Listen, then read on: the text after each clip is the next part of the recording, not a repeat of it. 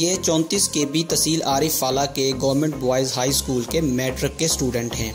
इनके PT master ने एक दिन स्कूल ना आने की बुनियाद पर स्कूल से धक्के देकर निकाल दिया। सिर्फ धक्के ही नहीं बल्कि गलीज़ गालियों से नवाजते हुए इनको क्लासरूम से और स्कूल की हदूद से निकाल दिया। इसकी मज़ीद क्या डिटेल हैं, आए हम आपको सुनाते हैं। लोग कितने तलबा हो? 10।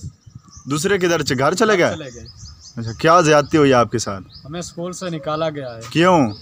हम एक दिन स्कूल नहीं आए हैं। अच्छा, इसलिए हमें पीटी साहब हमजा साहब ने स्कूल से निकाल दिया है। और कोई भी ज्यादती करते हैं? और गालियां भी निकालते हैं। कौन? पीटी साहब हमजा साहब। अच्छा, कौन सी गाली निकालते हैं? बहन माँ की। अच्छा, ठीक है जी। आप कितनी क्लास? आप कितनी क्लास के हो? 10वीं। 10वीं के? हाँ जी। अच्छा, कितने दिन स्कूल नहीं आए? एक दिन। ठीक है जी।